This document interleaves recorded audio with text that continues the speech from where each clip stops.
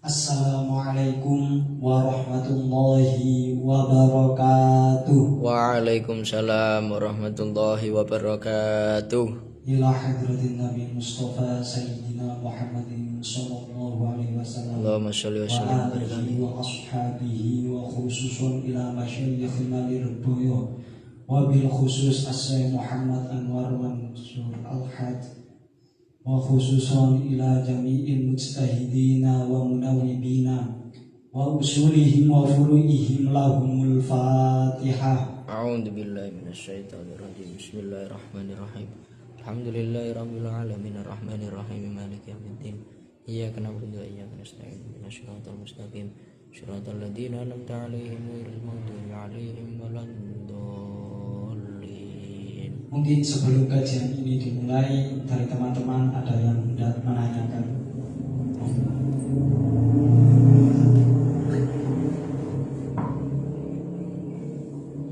Assalamualaikum warahmatullahi wabarakatuh.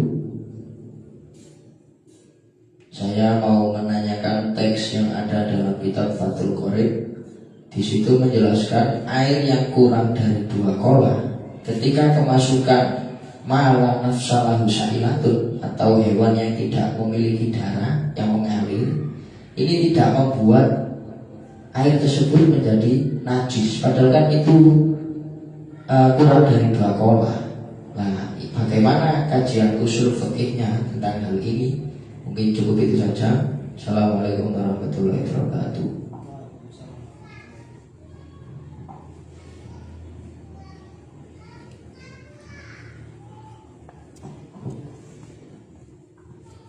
Alhamdulillah, ada pertanyaan mengenai tentang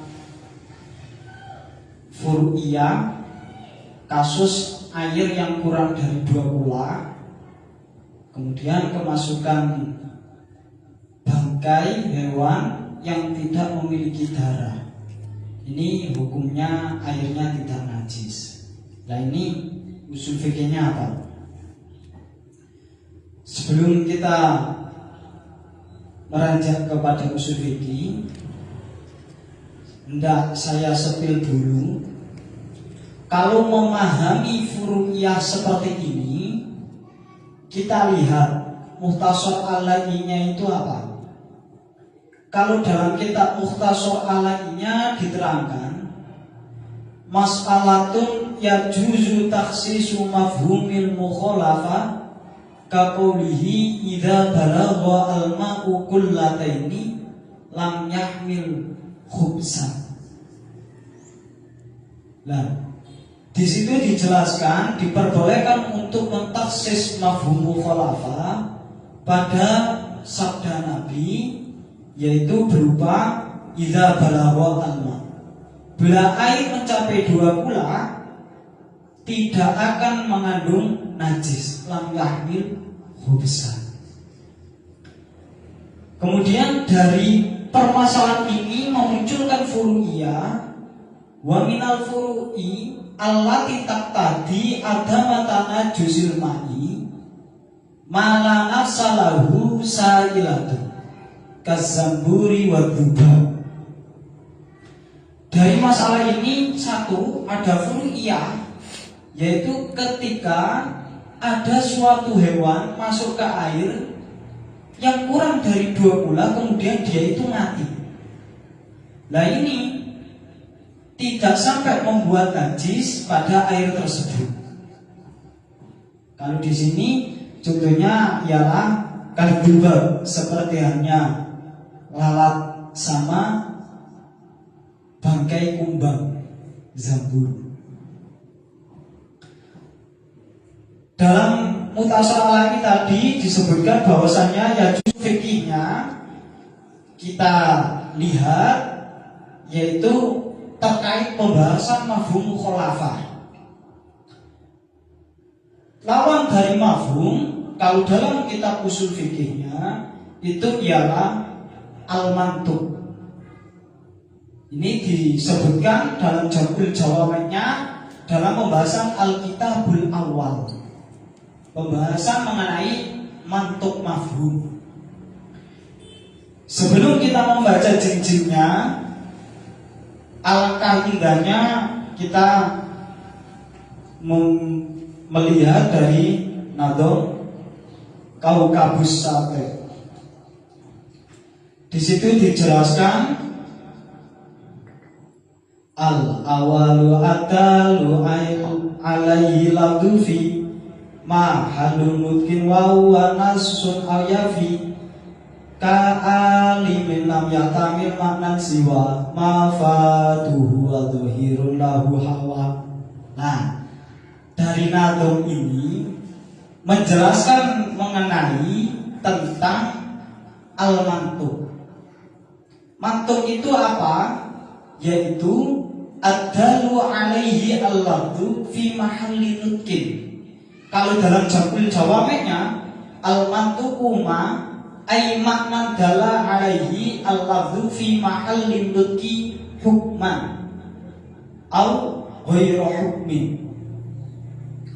Di situ diterangkan bahwasanya mantuk ialah suatu makna yang terkandung pada lafaz dan di situ selaras dengan lafadznya. Kalau kita gambarkan dalam ungkapan firman Allah berupa fala taqul lahuma uffin, maka janganlah kamu berkata buruk kepada kedua orang tuamu. Nah, dalam lafaz fala taqul lahuma uffin ini mahalun nutkinya apa? Mahalun nutki itu apa? Mahalun nutki itu an-nutki itu at-talaffuz wa mahalluhu al-lafdhu. Itu kalau yang diterangkan dalam Thariqatul Ushul karya Syekh Kiai Haji Sahal Mahfud. Beliau mentafsiri nutkun itu talaffuz, kalau mahalun nutkin berarti al-lafdhunya. Dalam redaksi fala taqul lahuma uffin berarti di situ kita tidak boleh berkata buruk. Yaitu mahalun nutkinnya berarti tidak boleh berkata-kata kasar. Itu namanya al-mantuk. Maknanya selaras dengan yang ada pada lafaz itu. Kemudian lawan kata dari al-mantuk saya sebutkan tadi ialah al-mafhum. Sebelum kita nanti membahas taksisul mafhum mukhalafah, kita pahami dulu mafhum itu apa. Mafhum itu kalau dalam Nadom Kaukabus Sateknya dijelaskan bi aksihi hadun fama bi aksihi hadun fama mawafaqo fi hukmihil mantuku fal muwafaqo.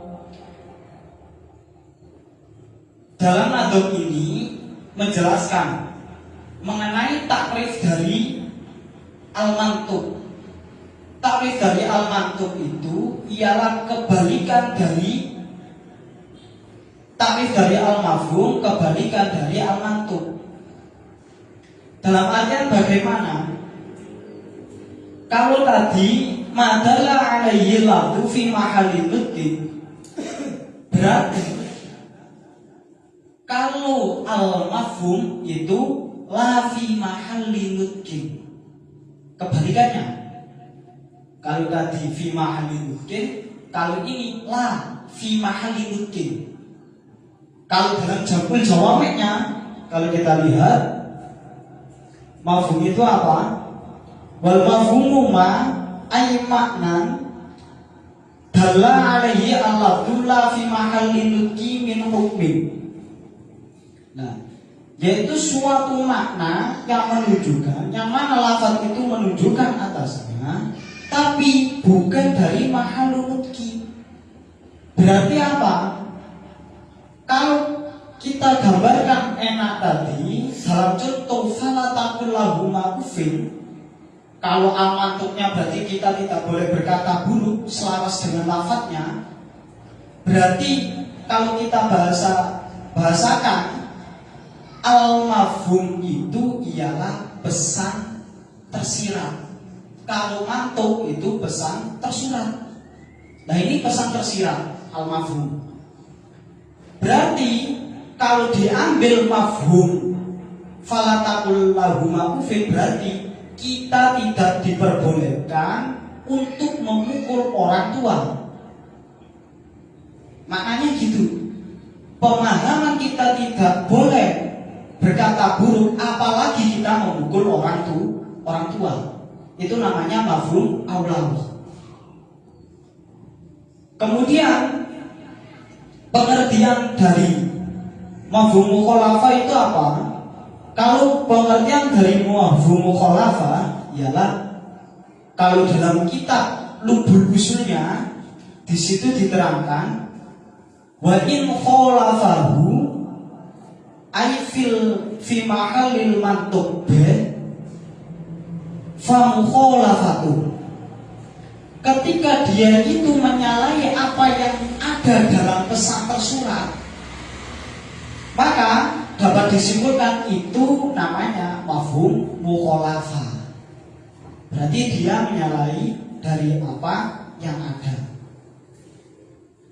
Nah, setelah kita mengetahui mafhum mukhalafah dan juga al-mantuq, maka kita akan loncat kepada bab taksis. Dalam Mukhtasar Al-Alil tadi sempat disebutkan bahwasannya ya juzu taksisu mafhumil mukhalafah. Pembahasan masalah mafhum mukhalafah.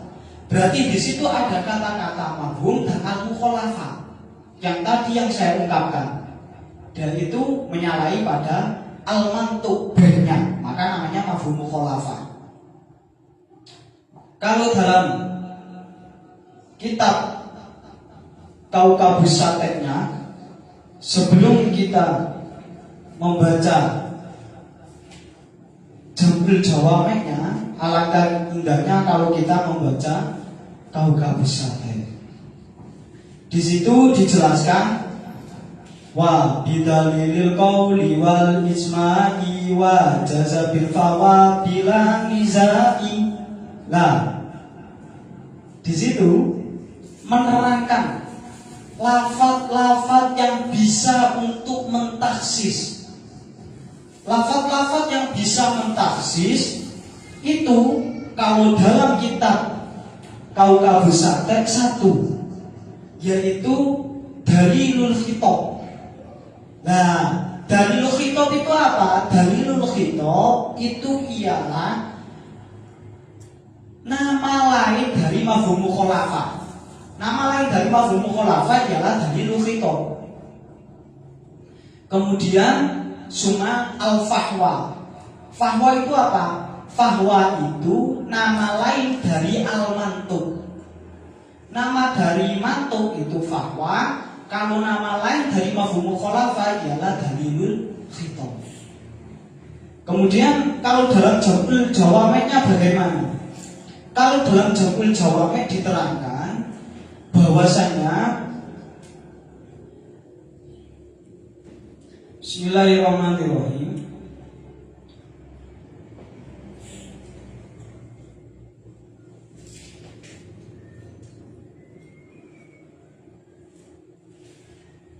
Waya juzu lain. Waya juzu at-takhsis bil fahwa. Itu yang mengatakan fahwa dulu. Waya juzu at-takhsisu bil fahwa ay mafhumul muwafaqah.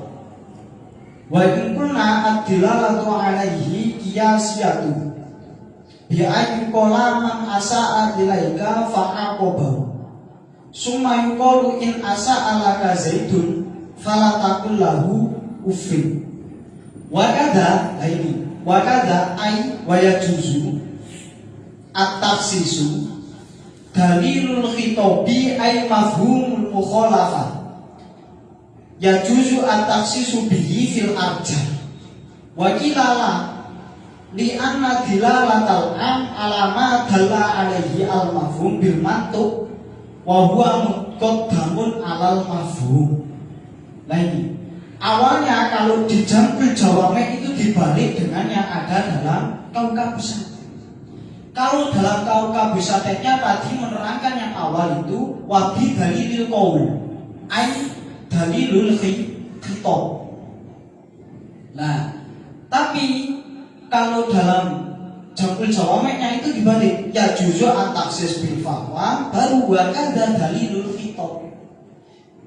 Seperti yang saya ungkapkan tadi, dalilul khitab ialah ay mafhumul mukhalafah. Nah, menurut pendapat yang unggul, diperbolehkan untuk mentaksis mafhum mukhalafah. Ini boleh. Wakilah dan ada yang mengatakan lah, tidak diperbolehkan. Kenapa? Li'anna dilalatal ami alama dalla alaihi al-mafhum bil mantuq wa huwa muqaddamun ala mafhum. Ini maksudnya bagaimana ulama yang mengatakan tidak boleh? Ulama yang mengatakan tidak boleh, beliau berpendapat bahwasanya makna dari lafaz am adalah al-mantuq. Petunjuknya itu, petunjuk lafaz am itu mantuq, tidak bisa mafhum. Sehingga mantuq itu lebih didahulukan daripada mafhum. Nah, wajibu. Tapi di sini sama Syekh Jalaluddin Al-Mahani, beliau menjelaskan, dijawabi ulama yang mengatakan tidak diperbolehkan taksis mafhum mukhalafah itu dijawab bi annal muqaddama alaihi mantuqun khosun lama huwa min afrodil am fal mafhumu muqaddamun alaihi. Alasannya li anna ikmalat dalilaini aula min ilhoi ahadihima. Apa yang dijawab dari beliau, bahwasanya kalau dalam kasus itu tadi yang menerangkan mantuk itu lebih didahulukan daripada mafhum, yaitu ketika mantuknya itu bukan dari sebagian lafaz yang am. Tapi kalau mantuknya dari golongan am, kalau mantuknya itu mengandung makna yang am, yang umum, maka itu mafhum lebih didahulukan. Jawabannya gitu. Kenapa? Karena mantuknya mengandung am, sedangkan mafhumnya itu khos. Khos itu lebih didahulukan daripada am. Akhirnya mafhum dalam kasus kita itu lebih didahulukan daripada mantuknya. Kenapa? Beliau mengalasi tadi karena mengamalkan dua dalil antara mantuk dan mafhum itu lebih utama daripada min ilghoi ahadihima, daripada kita membiarkan salah satu keduanya.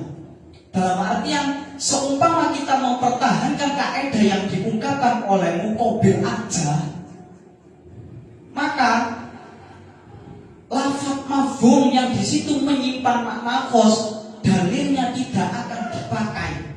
Itu konsekuensinya. Daripada kita meninggalkan lafaz yang mengandung makna al-khos ini, akhirnya lebih utama kita untuk menggunakannya daripada tidak dipakai. Akhirnya kita tabek kasus kita, tabeknya korelasi dengan kasus ini bermula dari hadis Nabi. Kalau kita pahami dalam kitab Thariqatul Husul Lubul Usul beserta Anhoyatul Usulnya, di situ juga dijelaskan dengan hal yang sama. Apa hadisnya? Ini muaranya dari mana? Di situ dijelaskan. Kata sisi Khobari Ibn Majah, al-ma'u la yunajjisu syai'un illa ma ghalaba ala rihihi wa ta'mihi wa launihi. Nah, ini seperti hanya mentaksis hadis yang diriwayatkan oleh Ibnu Majah yang mengatakan air itu tidak akan menjadi najis dengan sesuatu apapun kecuali rasa atau baunya, rasanya dan warnanya itu sudah berubah. Kalau dalam Thariqah Waqtul Husulnya dijelaskan karya Kiai Haji Sahal Mahfud. Beliau menjelaskan mana lafaz yang am. Nah, qauluhu li anna dilalatal am ay kalafdzatil ma fil hadisil awal. Hadisul awal ya ini al-ma'u la yunajjisuhu syai'un. Lafaz al-ma' di sini dianggap sebagai am. Ditaksis dengan apa? Bimafhumi khobari, dengan mafhum yang ada dalam hadis idza balagha al-ma'u kullataini lam yahmil al-khobas. Ketika air sudah mencapai 2 kula, maka dia itu tidak akan bisa dibuat najis. Berarti mafhum mukhalafahnya apa? Ketika air kurang dari 2 kula, kan saya tadi sudah bilang mantuknya kan al-ma'u al-kulaten, air 2 kula, itu namanya mantuk. Mafhum mukhalafahnya apa? Oh, berarti kepahaman kebalikan dari kulataini ialah al-ma'u duna kulataini, atau air yang kurang dari 2 kula. Kebalikan dari mafhum mukhalafah itu ialah kebalikan dari apa yang ada dalam pesan yang tersurat. Itu namanya mafhum mukhalafah. Ketika air kok kurang dari 2 kula dan dia itu terasa warna dan baunya kok sudah berbeda, maka inilah yang akan membuat najis pada air tersebut. Gitu. Berarti kan tadi hadis awal mengatakan air itu tidak akan najis kecuali nanti kalau sudah berubah rasa warna bau. Nah ini air yang bagaimana? Nah ini bentuk taksisnya. Air yang kurang dari 2 kula. Mentaksis dengan kebalikan dari lafaz al-ma'u al-kullaten. Gitu. Nah akhirnya kita takhrid. Setelah kita mengetahui hukum mentaksis dengan menggunakan mafhum mukhalafah itu boleh. Dalam kitab Ghayatul Usul, dalam kitab Jamul Jawami, kitab Kaukabus Satek, dan ini menurut pendapat yang rajih, akhirnya kita takhrid. Takhridnya bagaimana? Kita baca lagi dalam kitab Mukhtasar Al-Lahi, kemudian kita lihat kitab At-Tamhid kalangan Imam Isnawinya bagaimana. Ya jujur taksisu mafhumil mukhalafah ka qawlihi idza balagha al-ma'u kullataini lam yahmil khubsa ay lam yatarajja fa innahu yadullu bimafhumihi ala anna ma duna kullataini yanjisu bimula qatin najasati fa yajuzu taksisuhu liqaunihi dalilan amah. Wa minal furu'i allati taqtadi adama tanajusil lagi mala nafsa lahu sa'ilatun kazambun wa dubah wa mala yudribuhu at-tarf. Diperbolehkan untuk mentaksis mafhum mukhalafah seperti hanya sabda Nabi, ketika air 2 kula maka tidak akan bisa terkena najis. Mafhum mukhalafahnya berarti ketika air kurang dari 2 kula. Fa'inahu, maka dari hadis ini menunjukkan mafhum yang tersimpan di hadis bahwasanya air yang kurang dari 2 kula ketika dia terkena najis maka akan menjadi najis. Maka hadis yang umum itu boleh untuk ditaksis. Nah, termasuk dari furu'iyah hadis ini apa?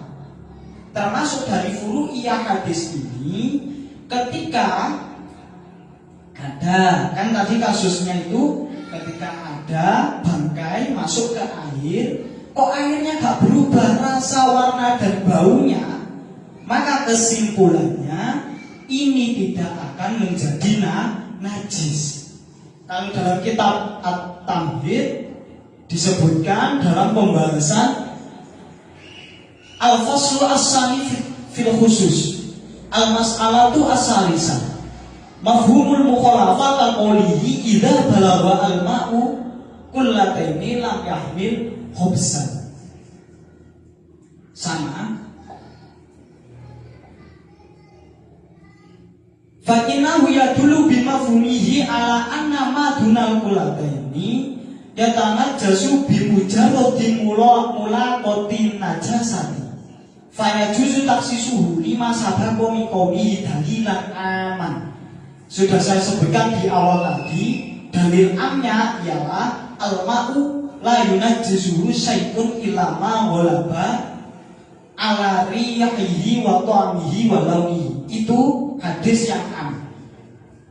Idza taqarrara dzalika falil mas'alati wa hiya takhsisul mafhum al-madhkur furu'un muta'alliqatun bihadzal misali al-madhkuri fil ma' wajami yang tadi ada matanjis. Nah ini, kalau dalam kitab Tamhid langsung diklaim, ketika kamu telah mengetahui kaidah yang di atas, maka dalam permasalahan ini terdapat furu'iyah atau cabangan hukum yang berhubungan dengan contoh ini, dan semuanya wajami yang tadi ada matanjis akan menimbulkan hukum suatu air tidak akan menjadi najis. Ketika apa? Ketika rasa warna baunya tidak berubah. Ahaduha mala nafsalahu sa'ila ala sohe lil hadisi sohe fil amri bihom zirduba.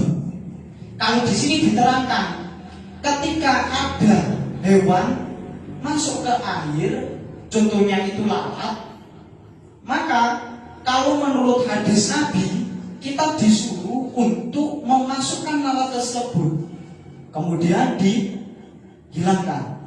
Kan ketika ada lalat masuk ke air, kita disuruh untuk mencelupkan keseluruhannya. Karena dalam sayapnya lalat itu satunya ada penyakit dalam kakinya. Dalam kaki lalat itu ada penyakit, dan di sayapnya itu ada obat.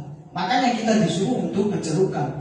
Dari hadis ini menunjukkan bahwasanya kok ada hewan yang masuk dan di situ tidak memiliki darah, tidak sampai membuat najis air tersebut. Maka dari itu usul fikih yang pertanyaan Fathul Qorib tadi dapat ditebak bahwasanya ini termasuk pembahasan dari Kitabul Awal yang menerangkan mantuk mafhum, kemudian disusul dengan fasal yang menjelaskan tentang at-takhsis, yaitu lebih tepatnya dalam kitab lafaz-lafaz yang bisa digunakan untuk mentaksis. Mungkin itu dari saya, kurang lebihnya mohon maaf. Semoga manfaat barokah. Saya akhiri. Wassalamualaikum warahmatullahi wabarakatuh. Waalaikumsalam warahmatullahi wabarakatuh.